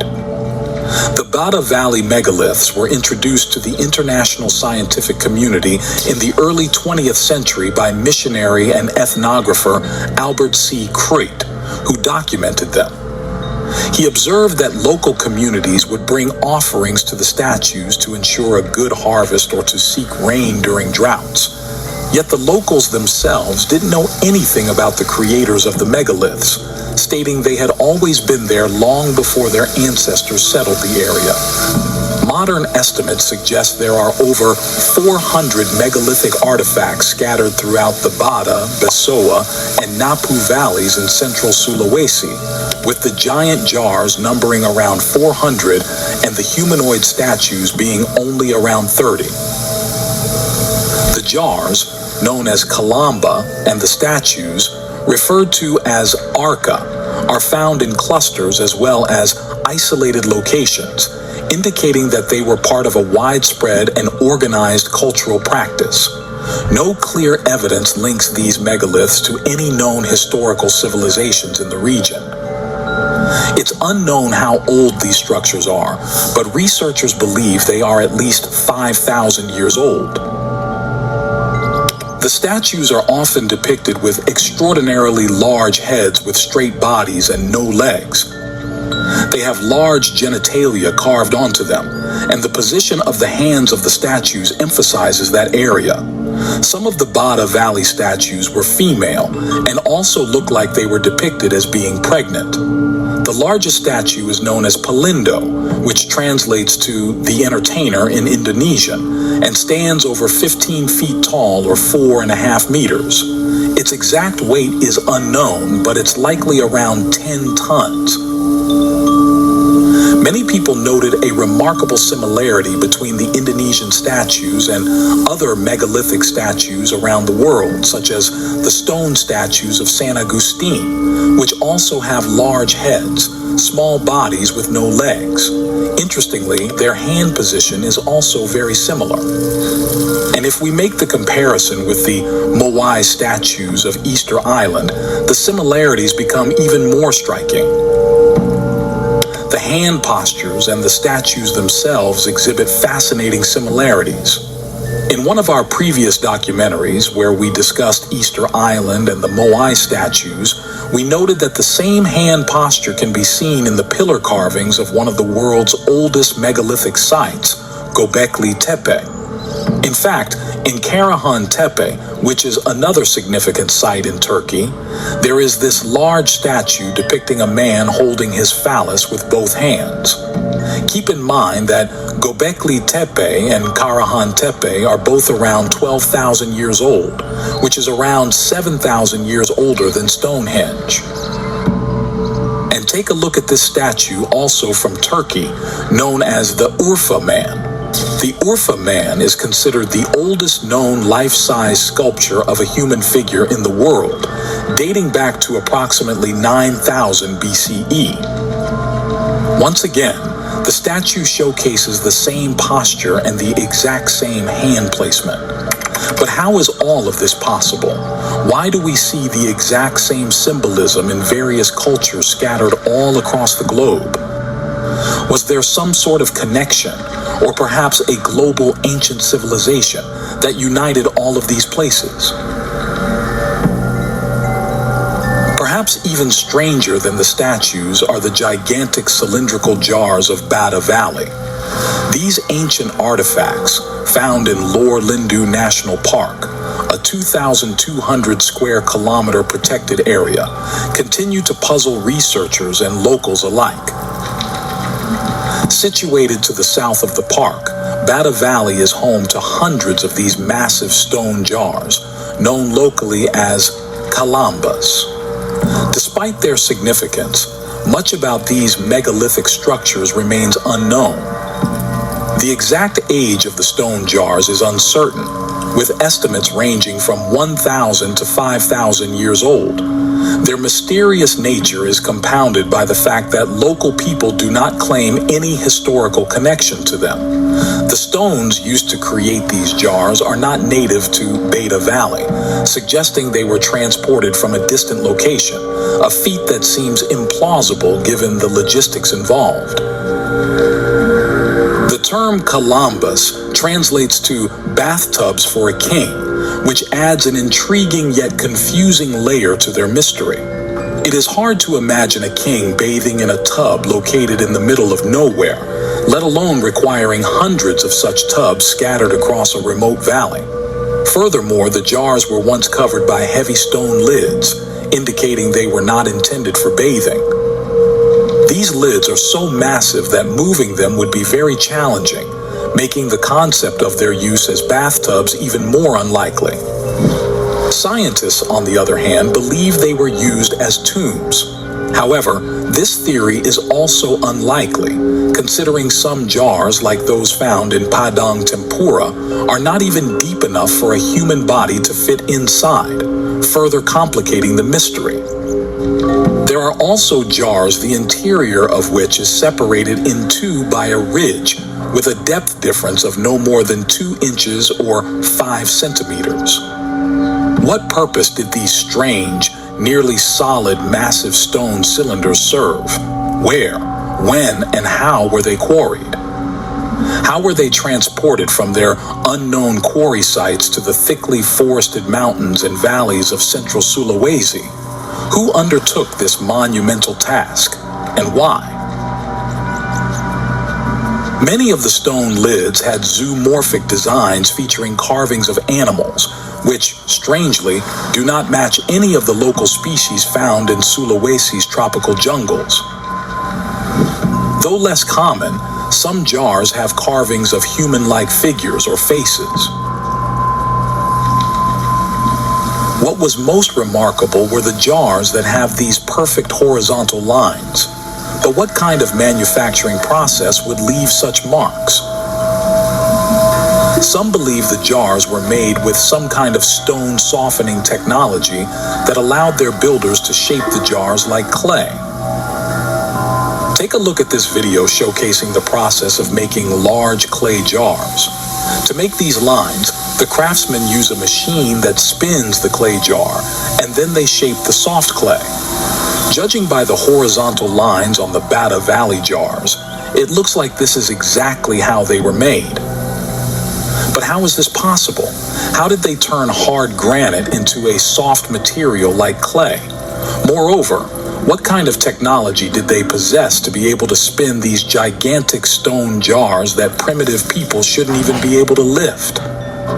Some theories suggest that these cylinders might have been used for a mineral separation process. This is supported by the fact that granular gold is found in high concentrations in the surrounding areas. Take a look at the burn marks on this giant jar. It looks like some kind of melted metal or maybe gold was flowing from it. Is everything we observe so far the work of an advanced prehistoric civilization that possessed some kind of advanced technology, thousands of years before mainstream science is willing to acknowledge? But if this is true, wouldn't we find similar jars in other places in the world?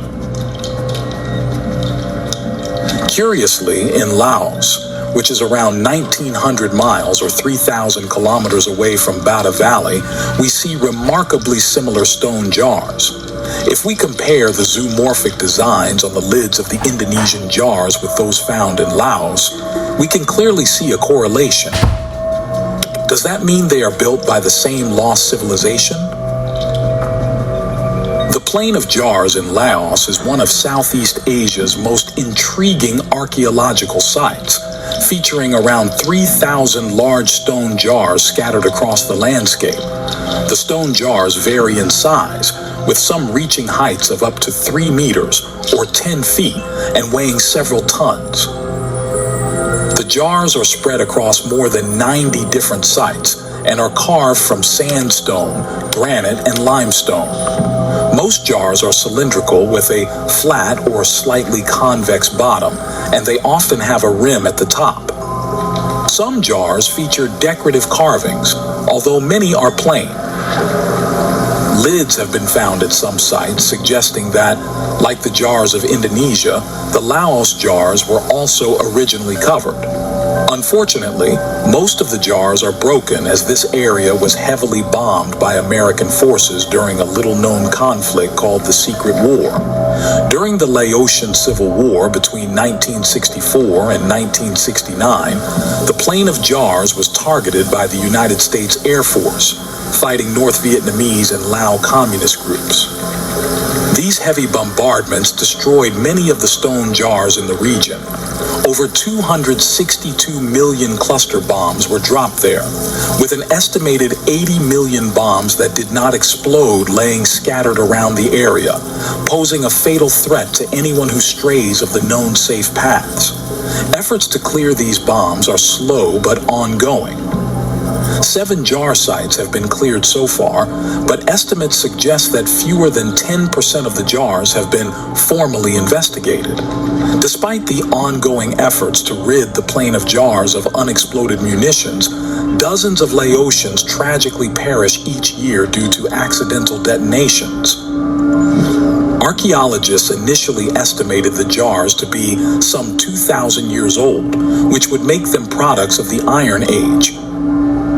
However, a recent study published in 2021 has revealed that they may, in fact, be much older than that, being at least 3,000 years old. It's unknown who built these jars and to what civilization they belong.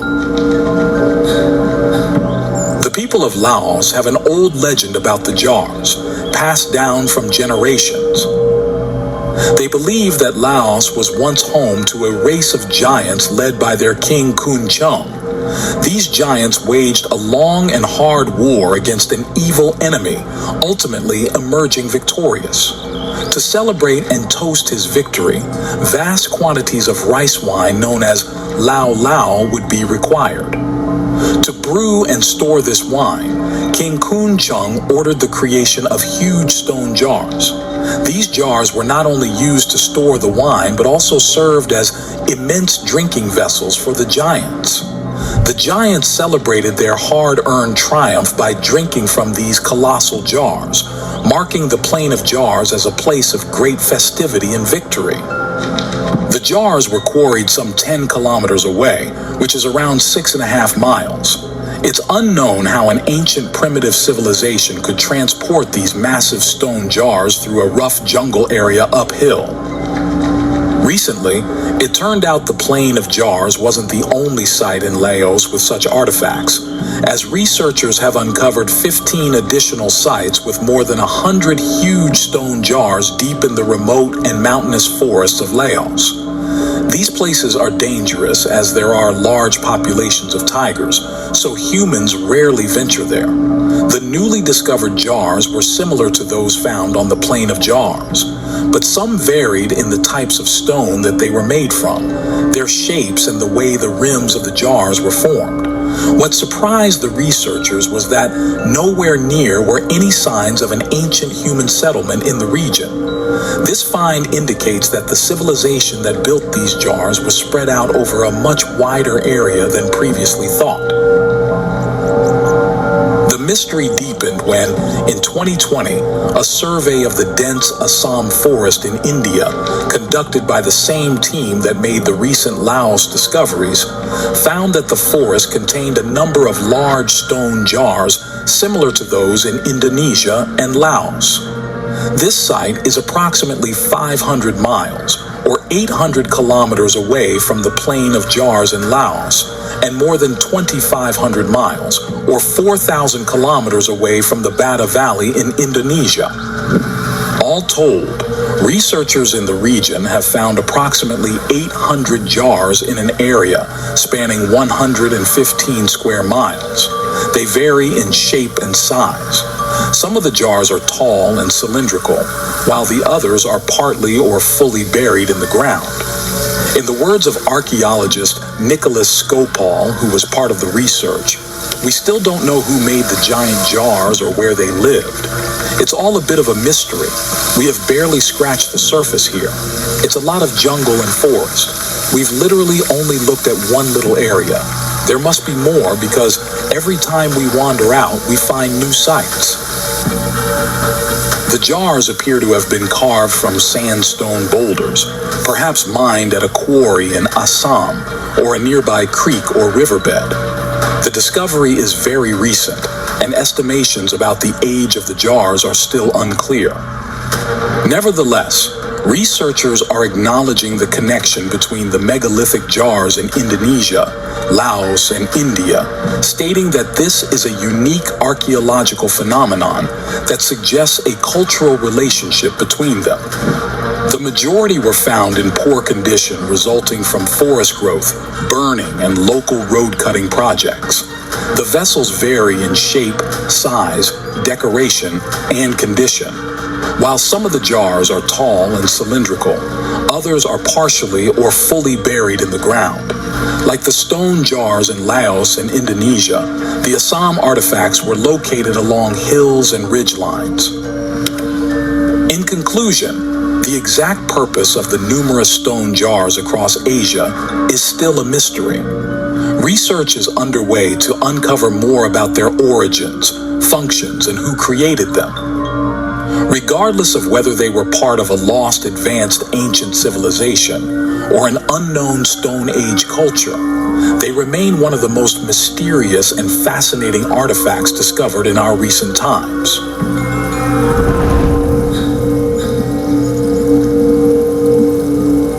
Thank you for watching.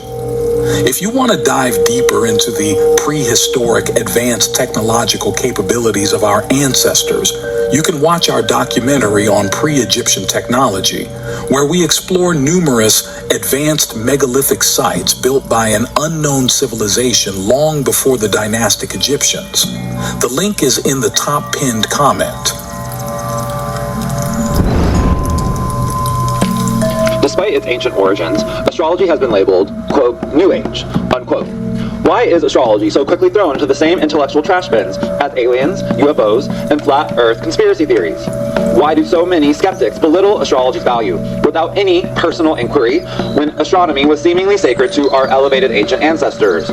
Why is astrology limited to the spiritual sphere of religion and belief?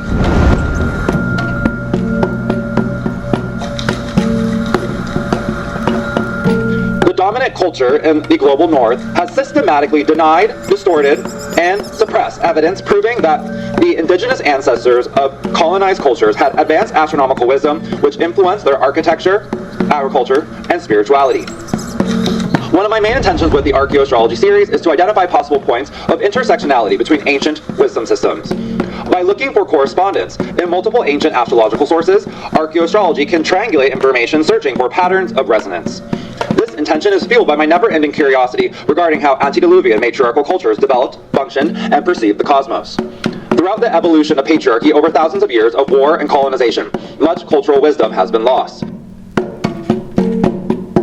Then add on to that the cataclysm of the Younger Dryas at the end of the last ice age, 12,000 plus years ago, a moment which all ancient civilizations seemingly mythologize as the Great Flood. And you may realize that our perspective of the antediluvian matriarchal world is clouded by patriarchal amnesia. In order to even begin the process of reconstructing the prototype, curious students of authentic astrology in modern times must be open to studying astrology from the past. Inevitably, the oversimplification of zodiac ages into 12 personality ego constructs has led to mass misinformation and misunderstandings about astrology. Just look at any cult leader guru over the past 50 years who falsely claim that it is now the age of Aquarius. Sigh. If you are aware of the precessional cycle foundational to authentic astrology in its original cultural context, then you could discern we are still in the astronomical age of Pisces until the true North Star, currently Polaris, retrogrades into the constellation of Aquarius. The legacy of Western tropical astrology, therefore, has been largely stripped of culture, and therefore, its authenticity, as if astrology were created in a space-time vacuum by modern Western tropical astrologers in internet culture, when that is simply not the case.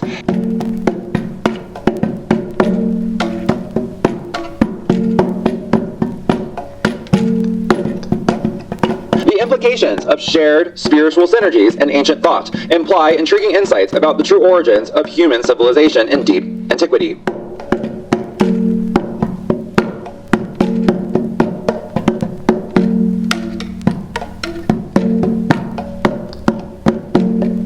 We may never know how old astrology and astronomy truly are, nor whether its path of cultural development was divergent or convergent evolution. What is life without a little mystery? Sometimes a mystery is fun to explore just because it's a mystery, calling us into the great unknown. However, it is indisputable that knowledge of precession existed in the extremely distant past. The implications of Archaeo-Astrology are deeply humbling and may make one feel very tiny and insignificant, like a speck of dust floating through the universe, a mere momentary flash. Awareness of precession of the equinoxes can cause a profound shift in human consciousness, and for this reason, perhaps this is why it was considered sacred by the elevated ancient ancestors. This is perhaps why one had to be initiated to gain access to this wisdom in order to protect its power from misuse. Knowledge is power, just to know. Unfortunately, it seems that to be conscious in a modern, colonized, fascist patriarchal world which values unconsciousness is dangerous. Ergo, perhaps this is why so many modern humans are quick to deflect, devalue, and discard the cosmology, astrology, and advanced astronomy of the ancient matriarchal world.